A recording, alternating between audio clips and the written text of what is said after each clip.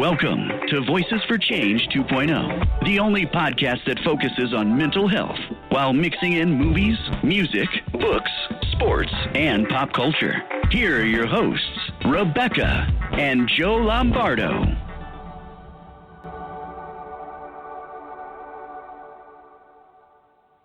Good morning, everyone. Thank you for joining us here at Voices for Change 2.0. We are glad to have you. Hey, thanks for being with us this fine Saturday morning. Chilly Saturday morning in late April. Thanks, spring, for that. You know, I was really actually enjoying the warmer weather last week. So, the irony is that nice about face. Michigan is being Michigan again, and we put in our window air conditioning unit last week and used it for one day, and then the next thing you know, we were freezing our tuchuses off. So yeah, but you know that happens every year to us. You know, yeah, it does. Oh, we're gonna get rid of the room heater. We'll put the window unit in, for the air conditioning because it's hell outside right now and it's really hot in here. And, then all of a sudden it's like, okay, you've done that. Here's 40 degrees for you. Yeah. So. Yeah, it's just like I always say, Michigan being Michigan. Yep. So, hey, guys, we just wanted to quickly say you are able to call in live to the show today. And we would love to hear from you. I'm sure our guests would love to field some questions. So give us a call at 347-989-0126. Or you can tweet questions using the hashtag VFChange. And I hope somebody will send us a question because the last time that we had audience participation, it was a lot of fun. Yeah. So it was great. We enjoyed that. So today we're chatting with someone that I've had the pleasure of getting to know a little bit better this past week. And I'm glad that I did. He's a very cool guy. He's an author, a poet, a speaker for the National Alliance for Mentally Ill, and a cast member for a show called This Is My Brave. And if you're not familiar with that, we'll get into it a little bit later.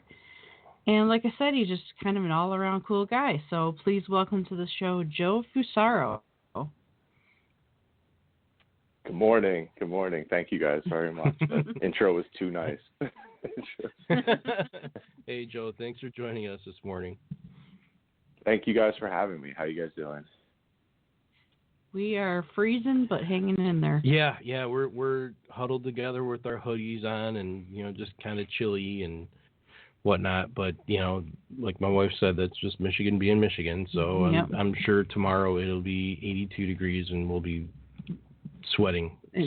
Sitting in sweat. Yeah, if it makes you feel any better, it's raining and cool in New York, too. So it's it's everywhere. Okay, it's not just there.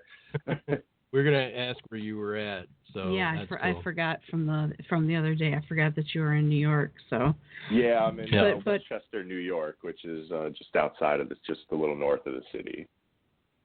Oh, okay, cool. Very so cool. If you don't have any questions for us, we're just gonna jump right into ours. No, you guys do your show. Alrighty. So let's start from the beginning. When did you realize that you were struggling with something, and what was your initial diagnosis? I first noticed I was struggling back in elementary school. I always had trouble sleeping at night, and it would cause, like, during the day in school, I would be really fatigued. I would fall asleep in class. I wouldn't want to go to school. I would get anxious easily, but I never really went to anybody for help or anything. So it probably didn't all catch up with me until I was at the end of high school, like the beginning of college. And my first diagnoses were ADHD, depression, and anxiety. Oh, okay. So, yeah. Explain a lot of that sounds... Oh, go ahead. I'm sorry. No. So then that that turned into more and more problems because I shouldn't have been on the controlled substances that were prescribed for those illnesses because I was bipolar the whole time. So then it wasn't until like my late 20s, early 30s that I was diagnosed with general anxiety and bipolar 1. Wow, okay. So you struggled for quite some time. Yeah, it's funny. You guys, you and Beck are very similar in that endeavor. You know, she feels that, you know, her illnesses hit her very early on in life too, and wasn't actually didn't actually start getting diagnosed until, you know, around 19. And yeah, I went through that. You know, terrified to go to elementary school, middle school, high school, and you know, I look back on it now, and at my high school, when you turned 18, you were allowed to call yourself out of school, like ordinarily your parents would have to call and say that you weren't going to be there. But when you turned 18, you were allowed to do it yourself. And I look back on it now and I think, damn, why didn't I do that? Because that really would have helped me out a lot. I'm pretty sure I barely graduated. No, I think I barely graduated from absences. I had like 30 my senior year. So 30 either late to school or absences in my senior year. And when we got to like the last month of the year, they were like, you have to be here every day or you're not going to graduate. And I was just like, oh, like I was so withdrawn. Like I was just over it, you know. I was just over all. I had things that I was dealing with in my own life that I was, you know, wondering like, why aren't I happy? Why don't I feel right?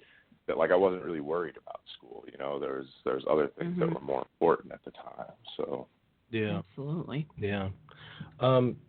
Did you have a supportive family during that time? You know, how did they handle what you were going through? I did. I mean, my parents have always been supportive of anything I did, whether it's like sports, music, you know, friends, anything I wanted to do, they were supportive. I mean, my mother worked 12-hour days as a nurse, and my father was a carpenter during the day and then was a police officer at night.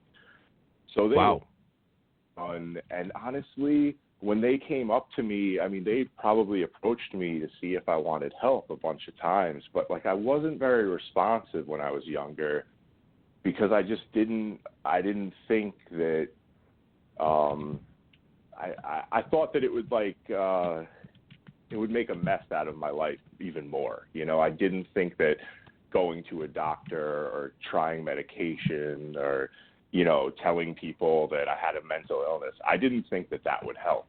I really thought that would throw a wrench into everything. And, you know, as a teenager, you kind of want to find as much stability as possible. So I think I was very resistant to any help that anyone that did offer me. Okay. Yeah. It's funny that, you know, that you mentioned that because you know, I'm sure there was a part of you thinking, well, you know, this is just something that everybody goes through. You know, exactly. I'm no different from anybody else. You know, what do I need help for? I got this. I'll figure it out. You know, I'm new here. You know. Yeah. And you know, so what finally changed your mind on that then? Well, when I was in college, I had a friend that was like, I was having trouble studying. I was having trouble getting up on time for classes. You know, it was like a few months in, and I was smoking weed every day, and I was just like a mess. I was just a disaster. Like within a couple months into college, and somebody was like, "Hey, like, you know, I take medication for that." It was called Adderall, and I was like, "Oh," I was like, "Yeah, I'll try one of those." And they gave it to me, and I just started like doing all my work. Like I was just like, "This is amazing." I was like, I didn't know that they made a medication for this. So I was like, you know what? I was like, so in a way it was good and it was bad because it showed me like, hey, this kid like is dealing with his mental illness and he doesn't care. He's just doing what he needs to do. So on that part of it, it was good, but like I didn't need to like try that med and then go to the doctor and ask for that med, like, because that's not the way that it works. And yeah. so I went to the doctor thinking that all this like worked fine and everything was going to be great. And then a couple of months down the road, like I was totally addicted to Adderall and Xanax, and I spent most of my 20s struggling with that not only addiction, but like this physical dependence where like I could not get out of bed unless I had those meds. And it really, like, there were days where like it glued me to my bed, and then there was days that I was just like off the wall manic. And I fought with that for years, you know.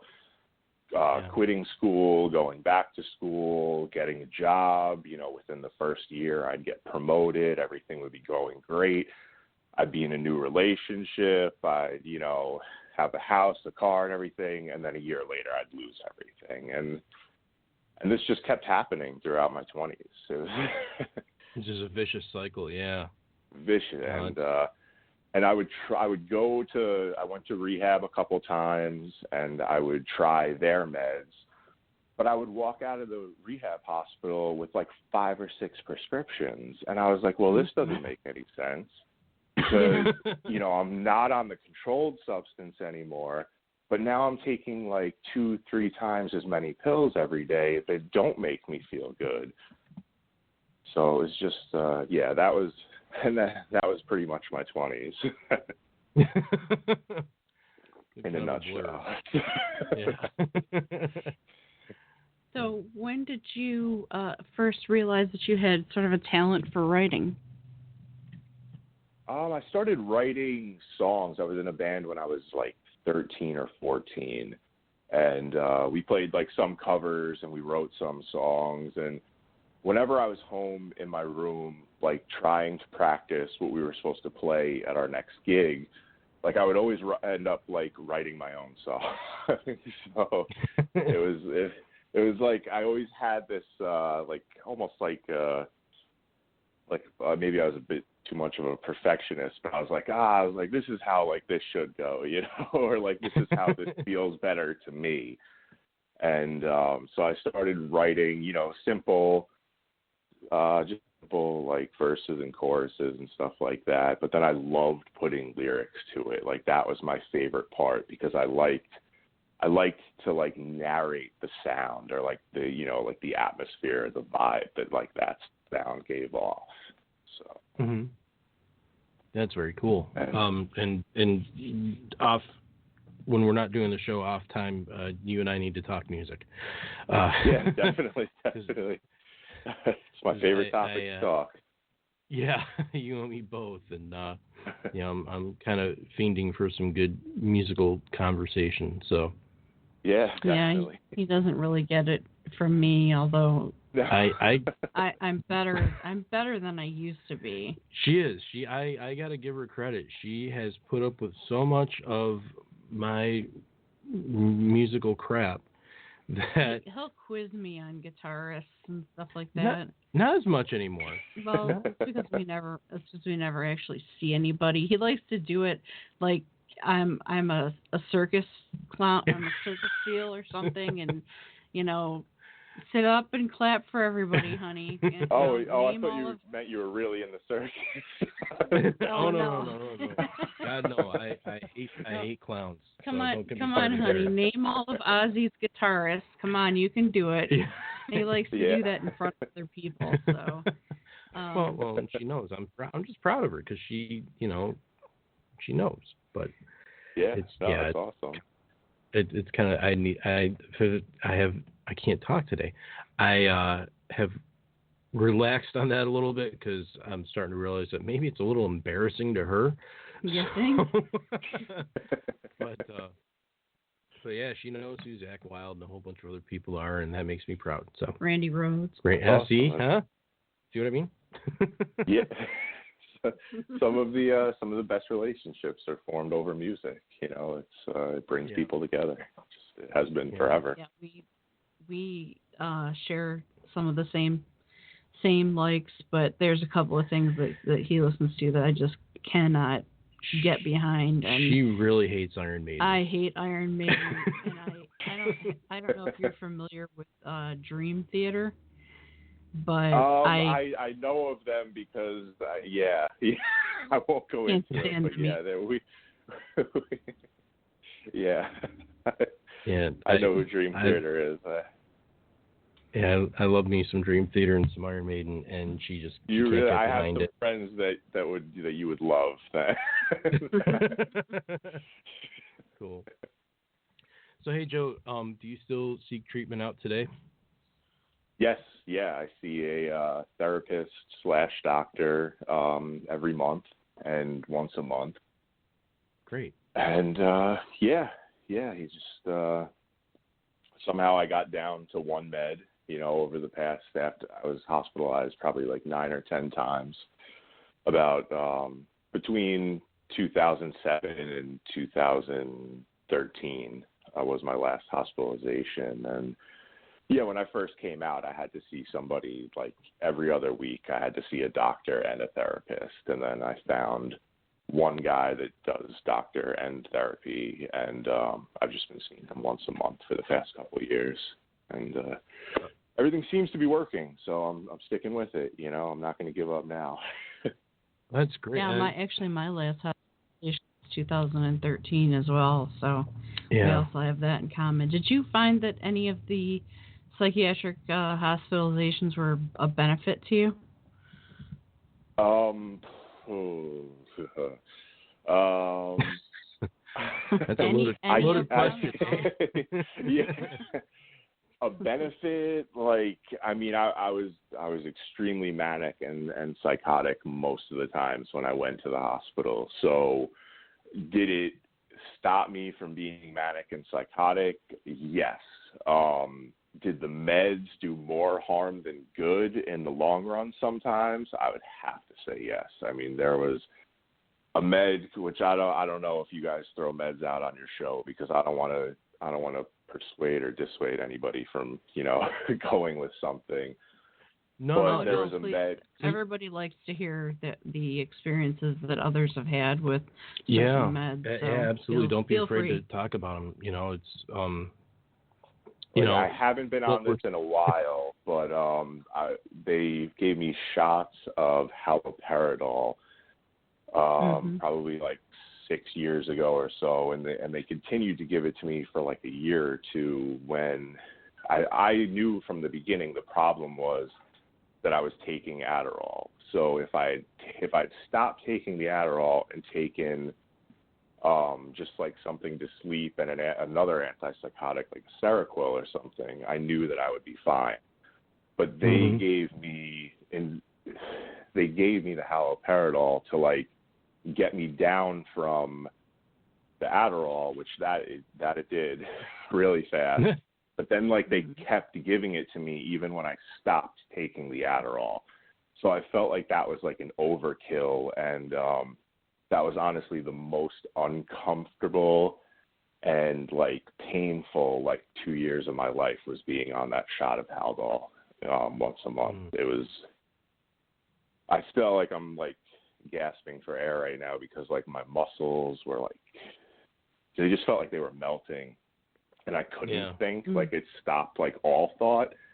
So like there was really no way to get better. Like it got me down from the high, but there was no way for me to get better on it, because like I couldn't even think about good things, or like having goals, or making progress, or forming relationships. Like all these things that you need to incorporate into your recovery, I wasn't able to do.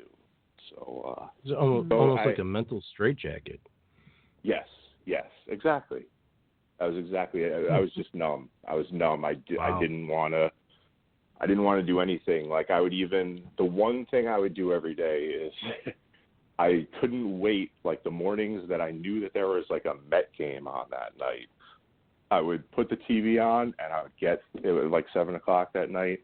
I would get to like the third inning, and I couldn't even like enjoy watching something that I've done every night of the summer since I was a kid, was watch the Met game, Yeah. And I would get to like the third inning, and I would just be like cringing, and I'd be nauseous, and I would just go off to my room and like try as hard as I could to fall asleep. And the best I felt those days was like the 7 or 8 hours that I would sleep every night. Like that was the only time I felt like free from this drug.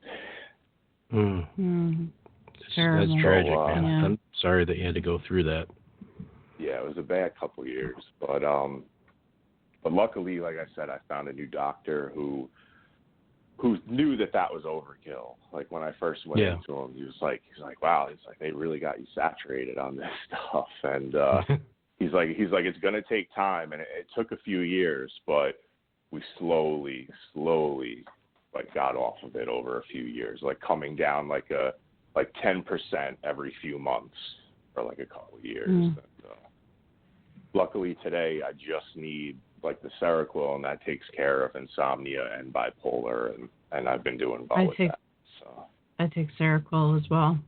Cool. We are going to have to take our first break.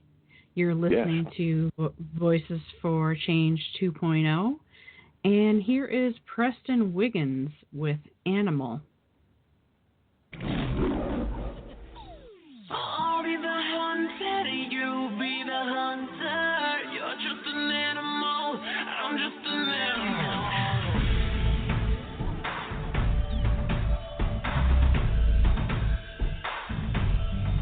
Sophisticated, give me a break. The city is a jungle, make no mistake. But come out, come take a bite. I'll be crying at the moon all night. I'll be the hunter, you be the hunter. You're just an animal, I'm just an animal. Red blooded lava, rolling thunder. I'm just an animal, you're just an animal. Animal, animal. I'm just an animal, you're just an animal. Red blooded lava, I'm going under.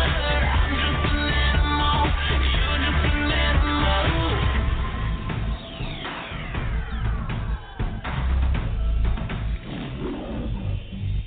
Eyes of fire, car is wild. Feel the temperature rise, I can smell you set from miles. Your territory, you can play the predator now. I don't need a compass, babe, I know which way you're bound. I'll be the hunter, you be the hunter. You're just an animal, I'm just an animal. Red blooded lava, rolling thunder. I'm just an animal, you're just an animal. Animal, animal. I'm just an animal, you're just an animal. Red blooded lava, I'm going under. I'm just an animal, you're just an animal. This ain't no conversation, let's just let our bodies speak. It's human nature, baby, with your power in the street. Don't get it, I'm gonna earn the strength to find. It's so like a lion's like a dog, I die. Miami don't have to know.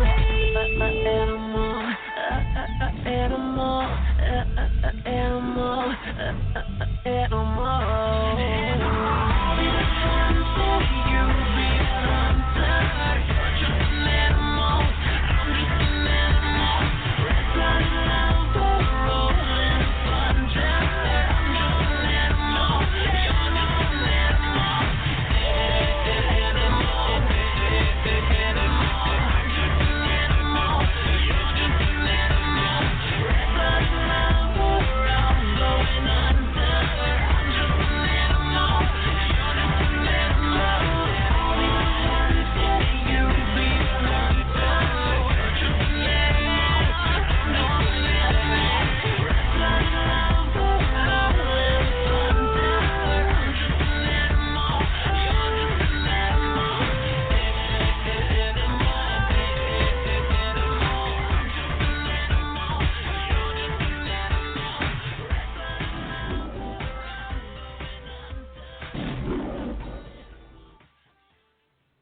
Hey, welcome back to Voices for Change 2.0.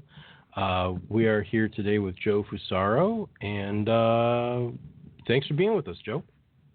Hey, thanks for having me. Our pleasure. Absolutely. So we're going to dive back into the questions here. When did you decide to begin speaking for NAMI? So I showed up wasn't too long ago. Last year, I had heard about, I had done the This Is My Brave thing, and then I went a little while without being an active advocate. I was doing writing and stuff, but I wanted to get out and do it in person. So I was like, let me go to the NAMI Walk, which they have in Rye, which actually this year is on May 20th, if anyone in the area wants to go down, because I wanted to meet people in person that had gone through similar experiences as me, or I felt like the internet was good to get the conversation going, but everybody felt so far away. I had friends in California and Virginia and Michigan, and, all over the map, but I didn't have anybody in my hometown. So I went to the walk with a $20 donation, and you honestly don't even need a donation. And I did the walk, it's not far, and at the end I went up to a woman that looked like she was in charge of something, and I was like, listen, you look important. She was doing a lot of things. She was going table to table, talking to people. I was like, she looks like she knows what's going on here. And I said, listen, I spoke for an organization called, and she goes This Is My Brave. And I was like, what? And she's like, yeah. She's like, I know you. She's like, I went to that show. So she knew who I was, and I was like, well, if you guys ever need any help speaking at high schools and stuff, that's what I want to do. That's what I love to do. And she was like, yeah, I'll get you in contact with the right person. And a couple months later, I got an email to go to a certification class. Went to the certification class, and I started doing it, I guess, the end of August this year. Cool. Yeah, I had last year. The timeline wrong. I thought you started that first and then went to This Is My Brave. So forgive me for having the timeline off there. No, don't worry about it. It's kind of back and forth with a lot of things. I had written for the NAMI National site a couple times, before I got into doing the speeches locally. So it's kind of all over the place. They kind of intermesh. But that's what I do best. So, when did you become a part of This Is My Brave? And can you tell our listeners more about what it is? This Is My Brave is an organization by an amazing friend of mine, Jen Marshall. And after she was suffering with some mental health conditions, she was like, this is, basically ridiculous that no one's talking about it. So she started a blog, and then she was like, you know what? There's so many talented people, writing stories, doing music, doing poetry.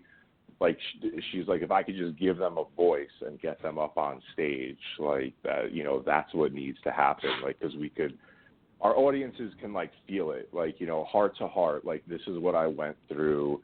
This is what it feels like, minus all the arguments that come along with it, minus all the stigma and all that stuff. It was just somebody just up on stage, spilling their guts and saying this is what it feels like. So yeah, now she does shows. I think she started with one show in the DC or Virginia area, which is where she, where the company's based out of. And now I think this year she's up to 12 shows already or something like that, all over the country. Wow. Yeah, it's unbelievable how much it's grown. It was year one was 1 or 3 shows, and it's doubled every year. I recently saw she did a high school show and a college show now, so it's expanding, and that was honestly one of the best experiences of my life. I went down and auditioned, which was scary as hell because I hadn't really talked to anybody in years, let alone read my work in front of people. And, get, Yeah. I don't want to say judged because, that's one thing they're good at. They don't judge you. But, when you're auditioning for a show, like, that's what it feels like. Right. And then from that, they called me and said that I made it. And, like, that day of the show, like, I was a wreck because the show didn't start until, like, maybe 5 o'clock at night or something. And you have to be down there early, and I was just pacing and, like, going and getting, like, decaf cups of coffee. And anybody who knows me knows that I drink regular coffee 3 times a day at least. But, like, this day, I was like, I can't even handle coffee. Like, that's how nervous I was. Yeah, when you're dealing with something like that, you get all those thoughts start racing through your head. Oh, what if I screw up? What if I this? What if I that? And it's hard to get out of your own way, Yeah, Joe and I were just talking about that last night.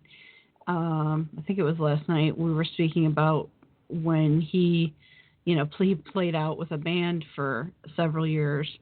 And I was telling him how I would just get nervous, like, before the bar even had, 10 people in it, and, way before the show would start. If I climbed the stairs to get up on stage to help him with his equipment, I would get nervous just being on the stage like that. That's how crazy bad I am with being in front of groups. So where do you think your courage comes from to speak in front of large groups about something so sensitive? I don't know, because if it was something that I wasn't passionate about, like, I don't think that I could. Like, I was never really big. Like, when it comes to music, like, I love writing music, and I love just, like, hanging out with my friends and, like, picking up, like, an acoustic and just, like, hanging out. But, like, I never was really into it, into, like, the entertainment aspect. Like, for me, that always just wasn't my thing. Like, I love to go to concerts. I absolutely love it. Like, concerts and sporting events is, like, my thing. Like, I don't go to the bar. I don't go, anywhere else. And, it makes two of us. But for some reason, like, the whole entertainment aspect of music never really appealed to me. It was always, like, the writing process and, like, the recording situation and, like, what was that person going through at that time kind of thing, and, like, how did they use the art to break out of it. And that was more important to me than, like, putting on a show.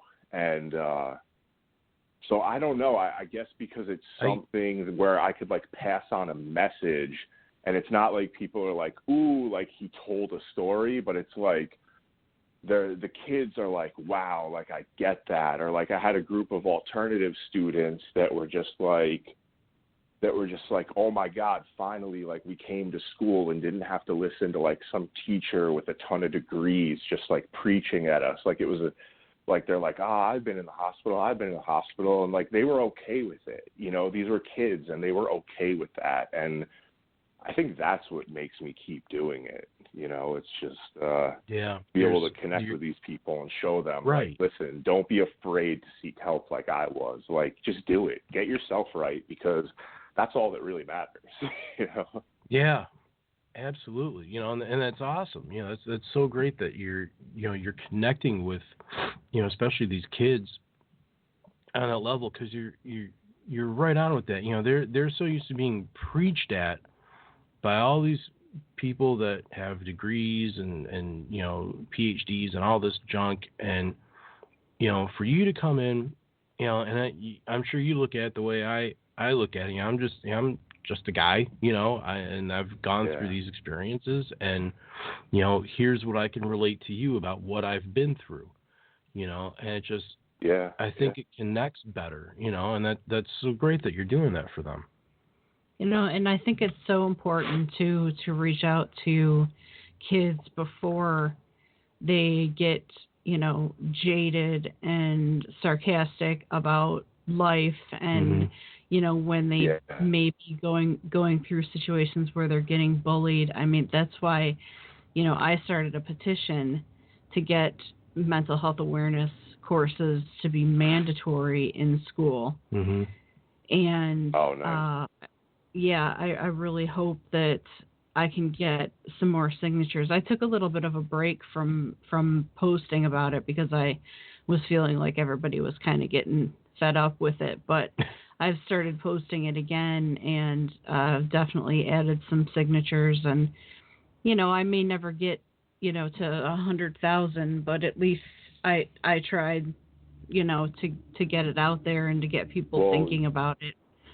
You know what I've learned over the last couple of years with social media is that one person that totally gets you is 1,000 times better than a million people that are just like, oh, she's cool, but like has no idea what you're all about and has like no connection to you. Like, so don't really worry about numbers because like we'll all make ourselves crazy on the internet worrying about numbers, friends, followers, likes, all that stuff.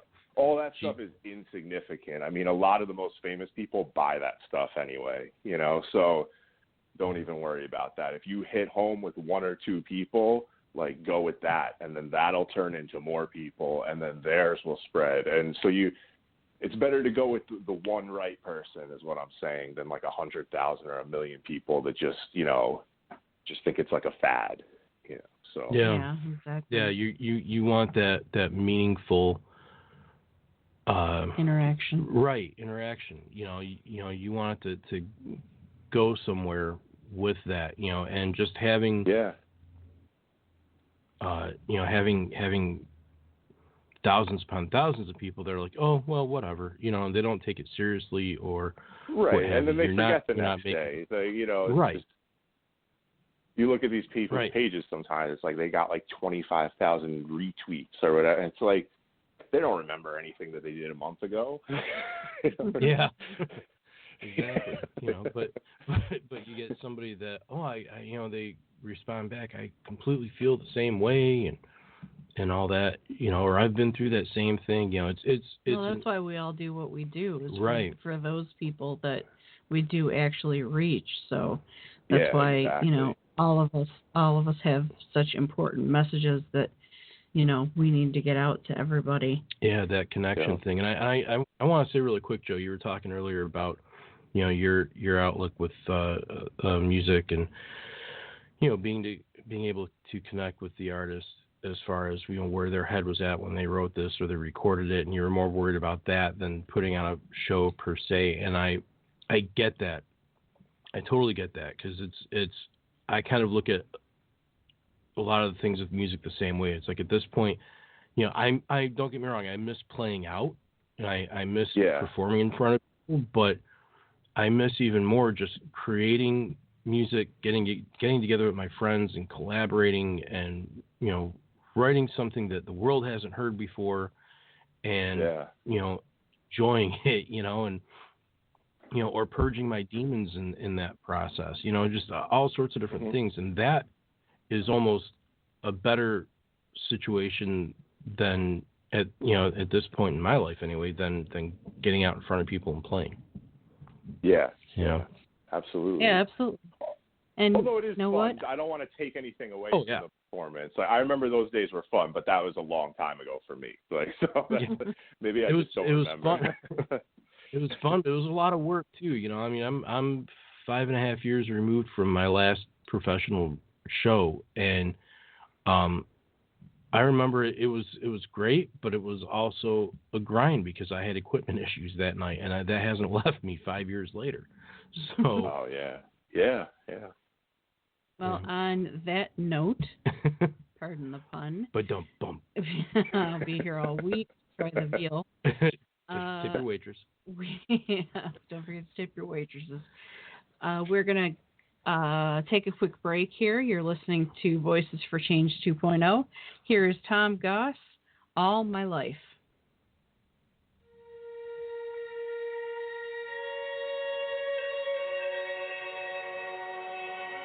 All my life I've said goodbye to that I know to be true, but you're my life, so I'll try to hold on to you. When we first kissed, lying side by side, I'll always deny it, but I was crying. You held me tight. All my life said goodbye to that I know to be true. But you're my life, so wild I try to hold on to you. And so I beg, please keep me honest. And I know how to close, I don't know how to open. And you kept your word. All my life I said goodbye to that I know to be true. But you're my life, so wild I tried to hold on to you.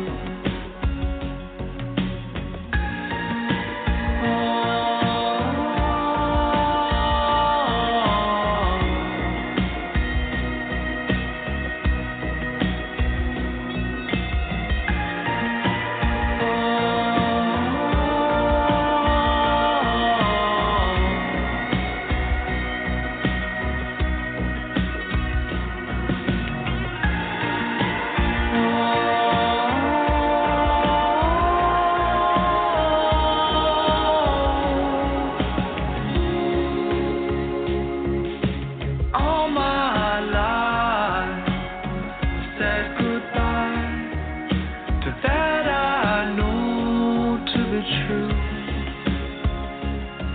But you're my life, so wild I tried to hold on to you.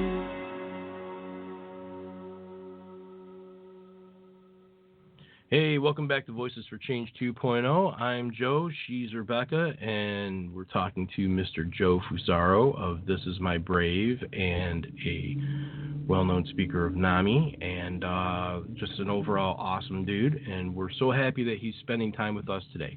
So thanks for being with us, Joe. I love this show so far. So We not even we like love you, or spending this time show with you. so You know, far, it's like too. we're just hanging out. So Yeah. it's cool. Well, that's the goal. Yeah, that's really what. Pardon me, losing my voice again. That's really what we're kind of going for. You know, we don't want anybody to feel strained or under pressure or uncomfortable in any way. You know, it's like when I reach out to, you know, celebrities or whatever. The first thing I say is, you know, we're not TMZ. Mm-hmm. You know, Right, we're just. right. We're just trying to get to the truth in the most positive way possible. So yeah, like Joe said, we're very glad to have you with us. Yeah, we're gonna hold off on digging up all the dirt later with you.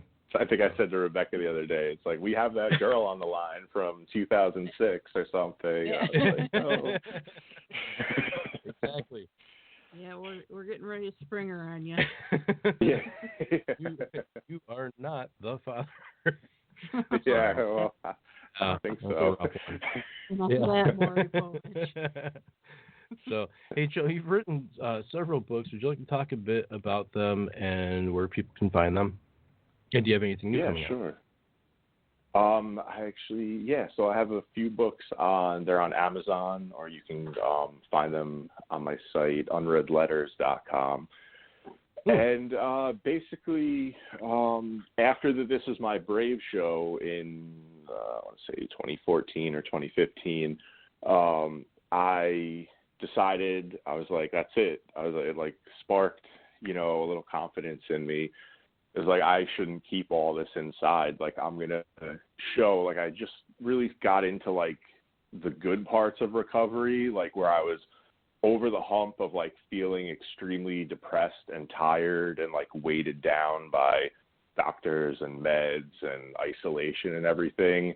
And I was just at, like, a point where, like, I started, like, making up with all my friends. I started going to family events again. Like, I was feeling a little better.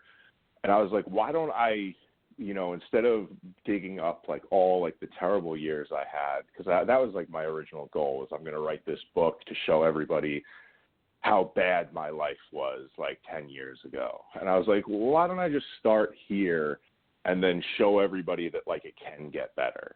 And I really, it's, you know, it's not like a story written about what I went through, but it's, I guess from the poetry, you could see, like, my mindset went from, you know, I start a little back. I probably start, like, after my last hospitalization in 2013. And you just see, like, from the mania and anger kind of turns into, like, a place of peace and a little bit of acceptance with, you know, my past and what has happened, and just trying to move forward kind of thing. So I guess some people call them chapbooks, like, you know, so they're each like about a 6 month to a year portion of my life from like 2013 till now. That sounds really inspirational, man. That's great. Yeah, definitely. Sounds like a good read. So it feels better to put out good stuff, you know, put out a positive vibe and like a little sense of hope, where I feel like if I put out, you know, like the last days of Joe Fusaro kind of thing, like it wouldn't have felt right, you know, it wouldn't have felt right, like leaving people that are in a dark place, like hanging in that place. So that was the motivation for it. That's really good. Do you have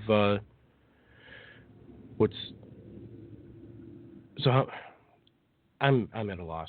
Sorry. I completely lost my train of thought. I was going to ask you something, and it went out the window. Getting old's a bitch. Yeah. You guys aren't that old. Come on. You have I to forgive ain't us that young, man. I tell you. too. We, I personally didn't fall asleep until after 4 a.m. So if I sound groggy or a little bit out of it, that's why. And if he sounds groggy or a little bit out of it, that's just because that's just him. me. Yeah.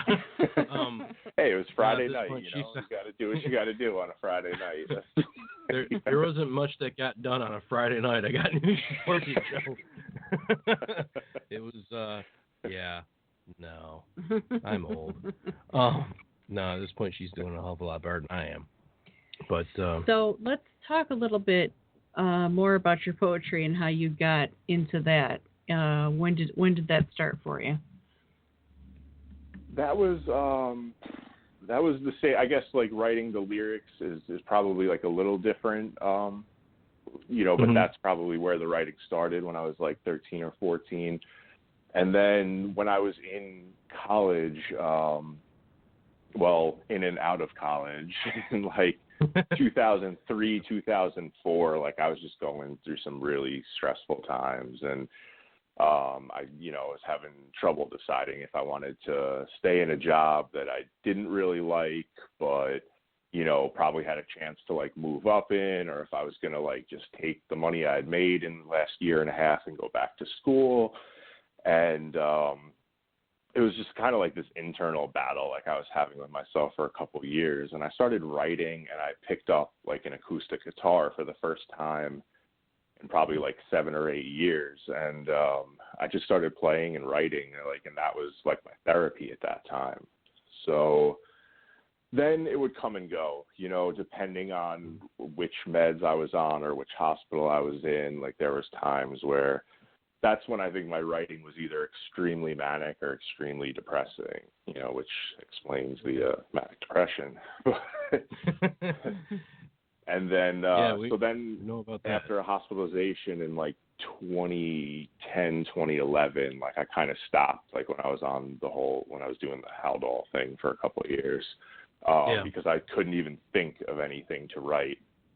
And then as I slowly started coming off of that, I felt like the urge to write again, but I felt like a lot more at peace with writing, and it didn't need to be something that I went at with like this like avant-garde like tenacity. Like, you know, there was nowhere to get from it. It was just like, let me just be and write about what is and not what I'm afraid of and not what, you know, has brought me down in the past. It was like, let me just write about what's really happening and kind of in the moment.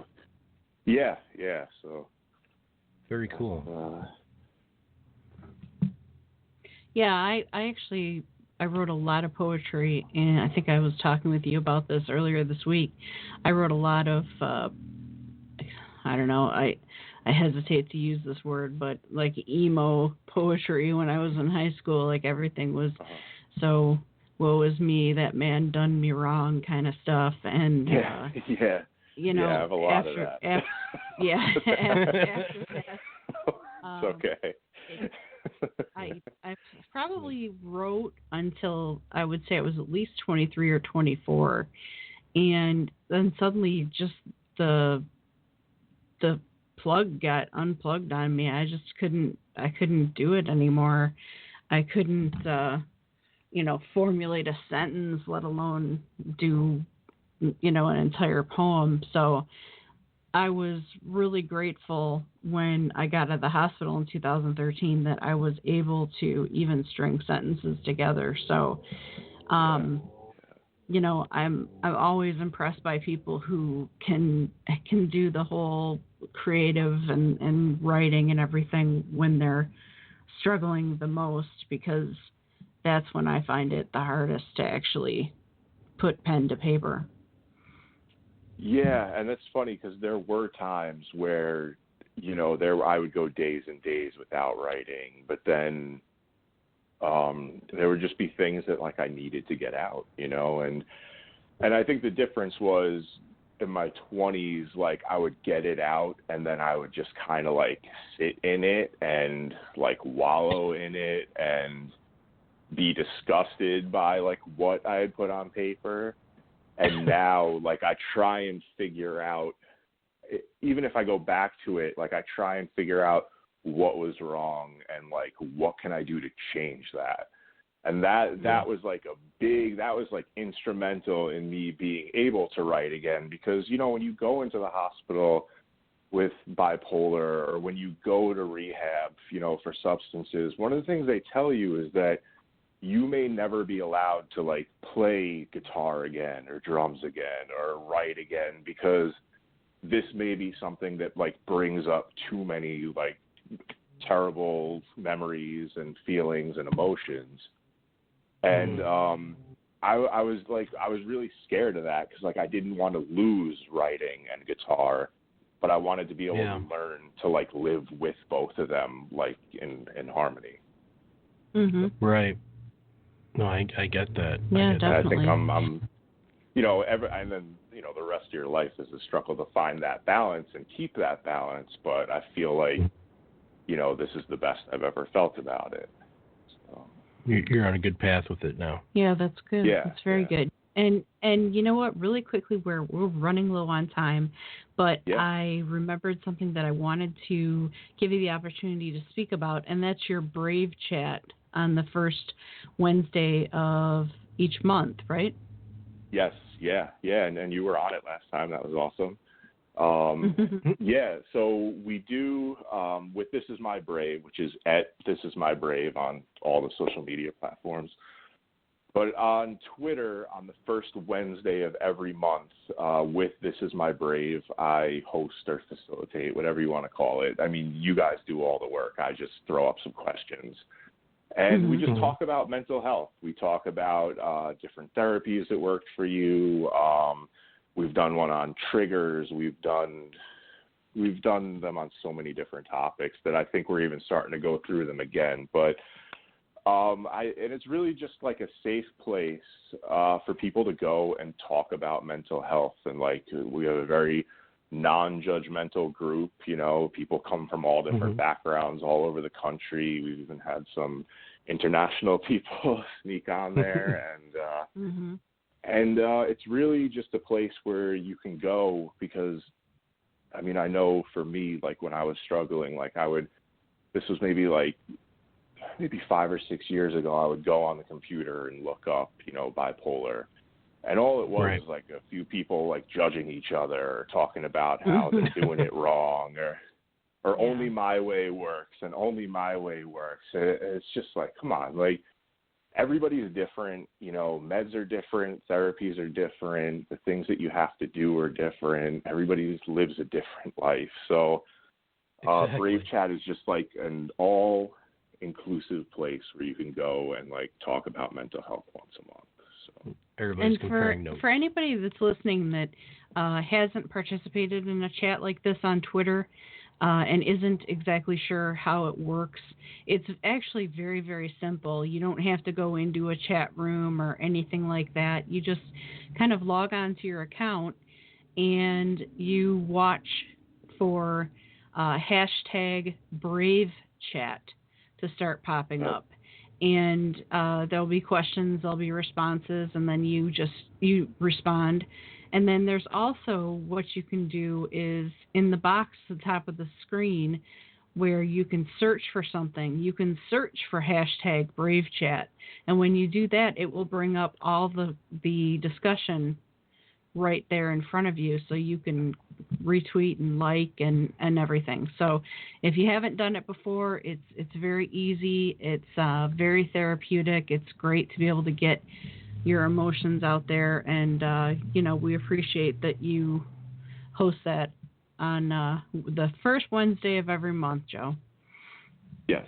And I feel like it's a good hub to find people that are doing the same things as you're doing, like whether it's you're dealing with an illness or you're helping a friend or family with an illness or, it's just a hub for people to like find each other that are doing similar things. Because one thing I found that with the social media is that I needed to surround myself with people that were interested in the same things and, making positive changes and wanted recovery and stuff like that. Because if I just followed, this famous person and this news organization, like it's too scattered for me. Like I want to follow people and be immersed in people that have similar interests. So I think that Brave Chat is a good place to go to like find good people that are doing things that you're doing. Absolutely. Very cool. With that, unfortunately, we are out of time with Joe for today. It's been great having you on. We really appreciate you taking the time out of your busy schedule and your Saturday morning to be here with us. Yep, and we definitely want to have you on again, Joe. It's been a great conversation, and it's been a lot of fun. And we want to definitely keep tabs and keep everybody up to date with what's going on with you out there too. Yeah, and stay in touch. If you need any help from us, just shoot me an email or shoot me a message on Twitter, whatever you like. Just keep in touch with you guys. Thank you. Thanks. And I'll be in touch about music stuff too, by the way. Yes, definitely. Yeah, that's a promise and a threat. Yeah, more a threat, but all right. You've been listening to Voices for Change 2.0. We thank you for being here. And this is Trevor Page's Warrior.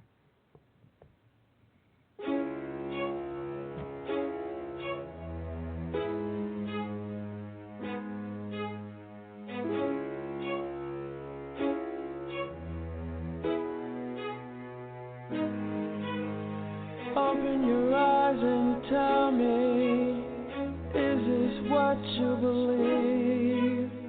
Into the depths of darkness, as dark as it can be.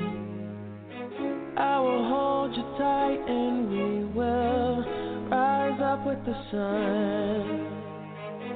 With my hand in yours, companion, we'll fight until we've won. Can't you see it? The beauty. I'll keep trying to open up your eyes, and I won't concede.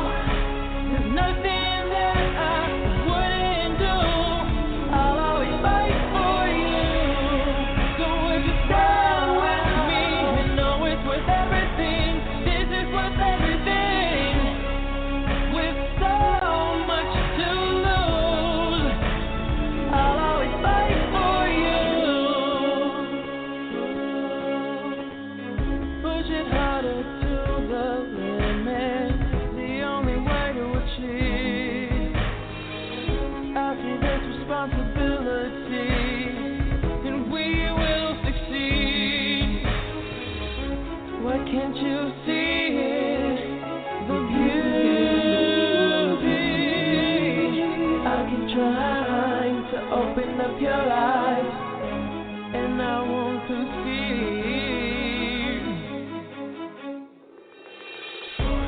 I will put on all my armor, and I will stand up tall. There's nothing that I wouldn't do. I'll always fight for you. So would you stand with me and know it's worth everything? This is worth everything. With so much to lose, I'll always fight for you. But I fight just like a warrior. I'll always fight for you. Like a warrior, I'll be a warrior. Hold you down now. I'll always fight for you. There's only so much time, and some things you can't buy. This is not a test. I would give my life back every day of my life. For you I'll always, I will fight. I will put on all my armor, and I will stand up tall. There's nothing that I wouldn't do. I'll always fight for you. So would you stand with me and know it's worth everything? This is worth everything. With so much to lose, I'll always fight for you. But I fight just like a warrior. I'll always fight for you. Like a warrior, hold you down now. I'll always fight for you.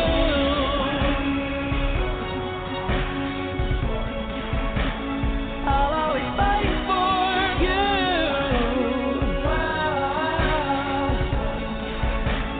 I'll always fight for you. Join us next week as Rebecca and Joe continue to battle the stigma of mental illness. Follow us on Twitter at Voices for Change RJ and on Facebook at Voices for Change 2.0.